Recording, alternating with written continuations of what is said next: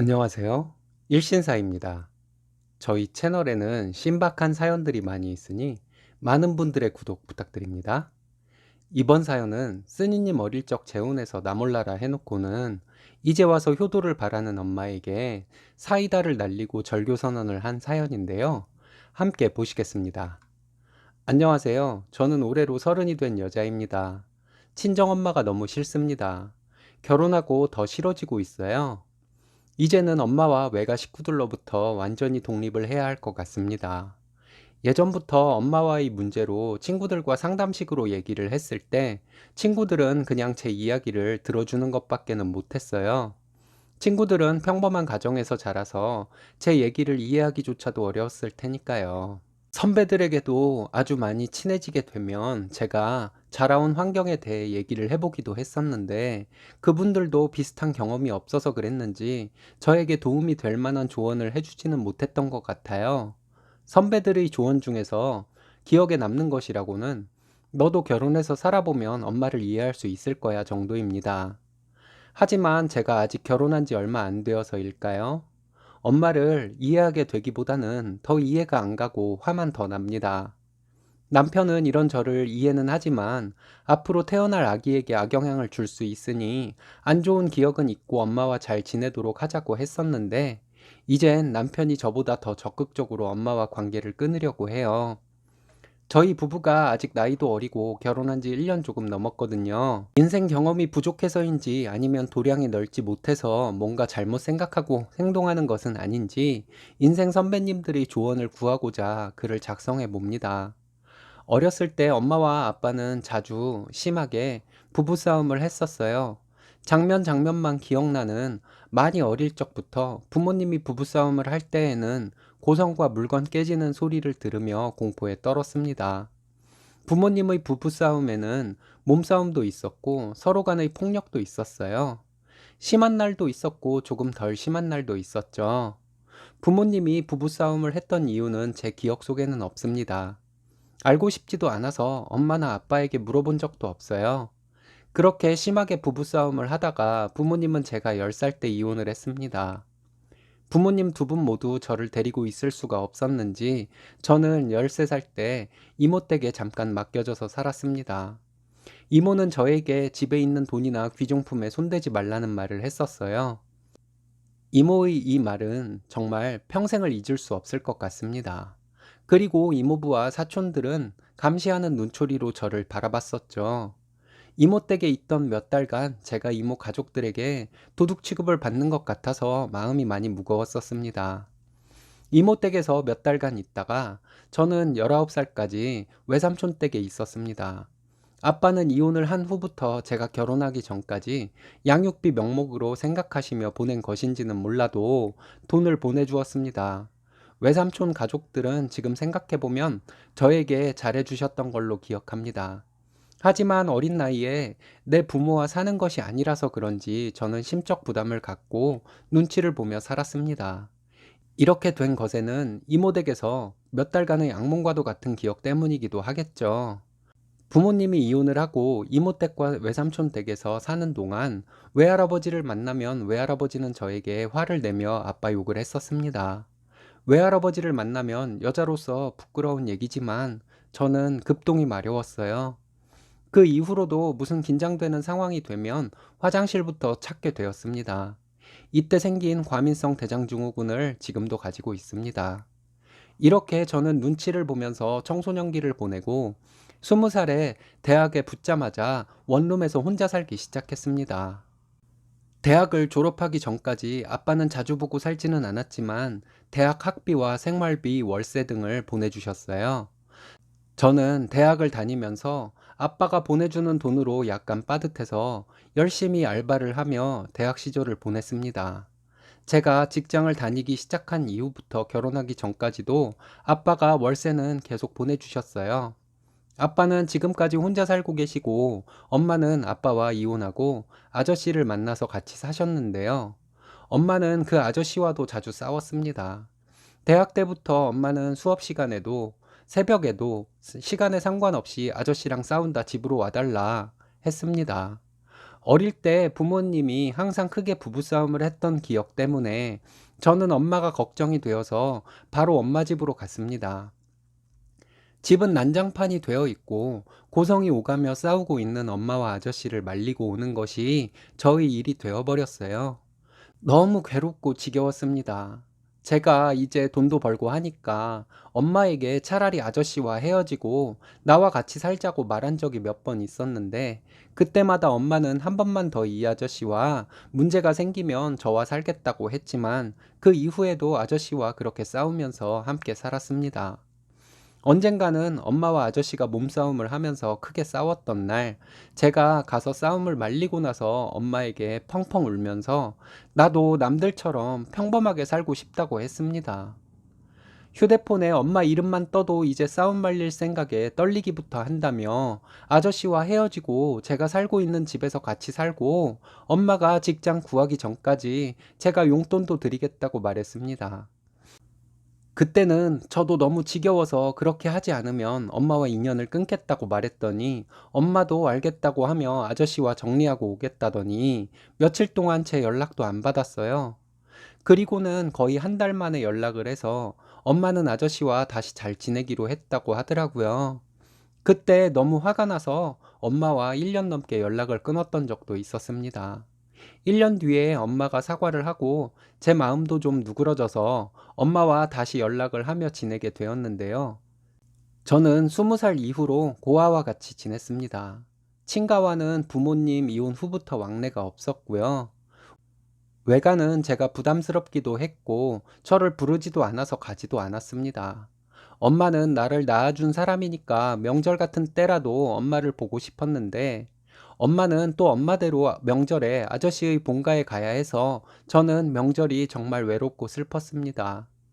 TV에 나오는 명절 풍경과 가족들의 정다운 모습이 너무 보기 괴로워서 명절 내내 TV도 보지 않았어요. 집에만 틀어박혀서 명절을 보내던 저를 궁금해하지도 않고 연락도 없던 엄마였어요. 근데도 저는 그때 어려서 뭘 몰라서 그랬는지 엄마의 그런 행동에 별 불만이 없었습니다. 결혼 전까지 외로움과 동행하며 살았습니다.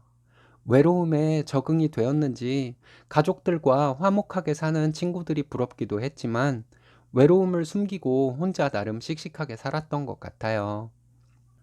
마음속 깊은 곳에 외로움이 숨긴다고 숨겨지는 것이 아니었는지 얼른 결혼을 해서 완전한 내 편, 내 가족이 빨리 생겼으면 좋겠다는 생각을 대학 시절부터 해왔던 것 같아요. 그러다가 좋은 사람을 만나 작년에 결혼을 했습니다. 누군가의 도움 1도 없이 제가 모은 돈으로 결혼을 했어요. 결혼 후에 정말 부담스러운 일이 생겼는데요. 결혼 전에는 저에게 아무 관심도 없고 연락 한 번 없던 외가에서 경조사가 있으면 자꾸 저희 부부를 부릅니다.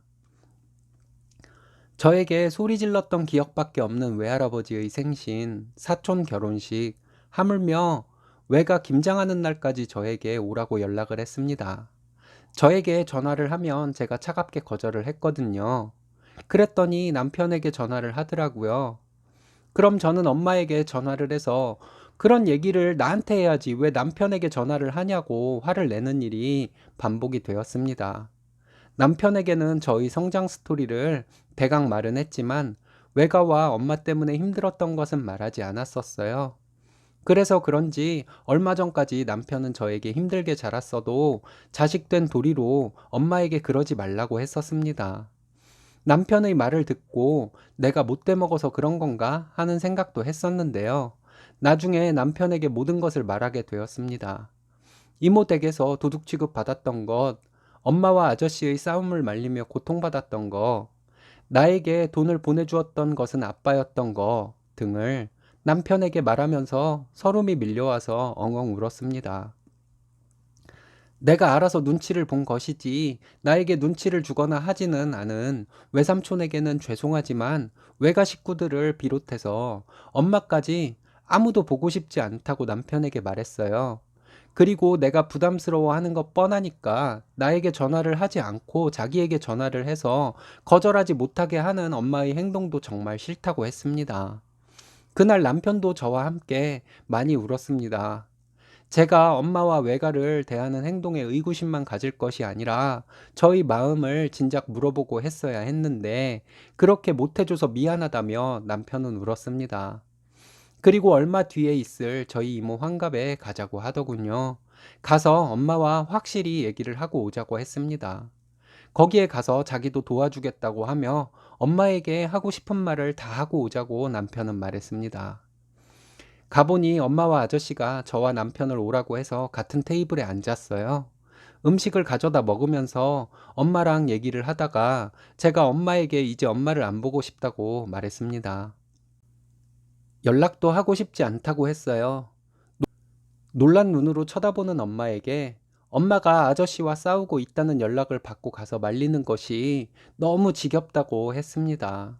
그것 때문에 남편 눈치도 봐야 하고 정말 힘들다고 했어요. 엄마는 저에게 낳아준 엄마에게 그게 할 소리냐며 화를 냈습니다.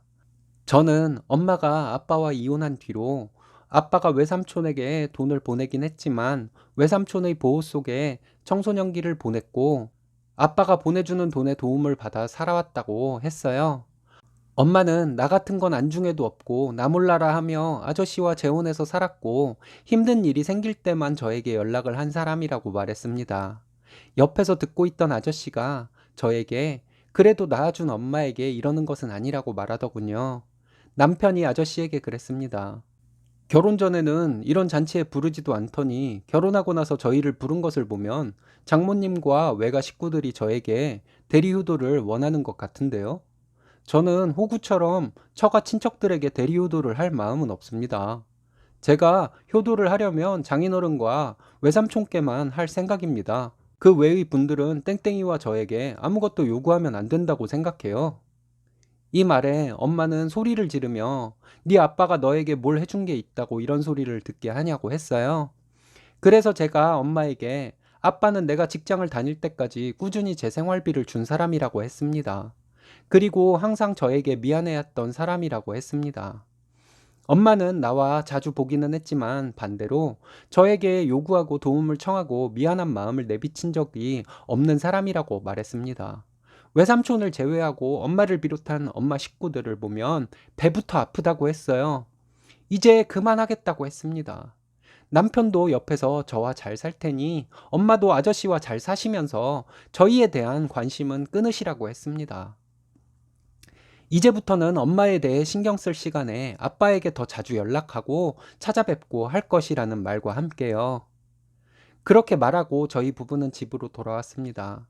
침울해 있는 저를 위해서 하는 말인지 남편은 뷔페에 가면 육회 2접시와 초밥 2접시는 기본으로 먹어야 하는데 저 때문에 한 접시도 제대로 못 먹었다고 툴툴거리더니 조만간에 아빠를 모시고 뷔페에 가서 제대로 먹어야겠다고 하더라고요.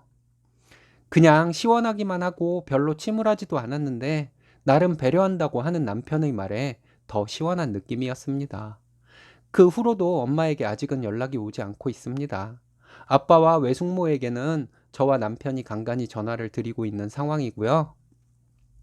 저희 부부가 경험이 부족해서 너무 감정적으로만 생각을 한 것이 아닌가 하는 생각도 들어요. 하지만 엄마와 통화를 하지 않고 외가에 무슨 일 있다고 불려가지도 않을 생각을 하니 마음이 편합니다. 제 하소연 들어주셔서 감사합니다. 저와 남편이 잘못한 것이 있으면 말씀해 주셨으면 해요. 스니님 힘들게 살아오셨는데 바르게 잘하시고 좋은 남편을 만나게 되신 것을 축하드립니다. 생각대로 쭉 밀고 나가시면 될 것 같은데요. 여러분들의 생각은 어떠신가요? 오늘의 사연은 여기까지입니다. 재밌으셨다면 좋아요, 구독 부탁드려요. 일신사는 여러분들의 사연으로 제작됩니다. 많은 사연 제보 바랍니다. 여러분들의 사연은 아래 메일 주소로 부탁드려요.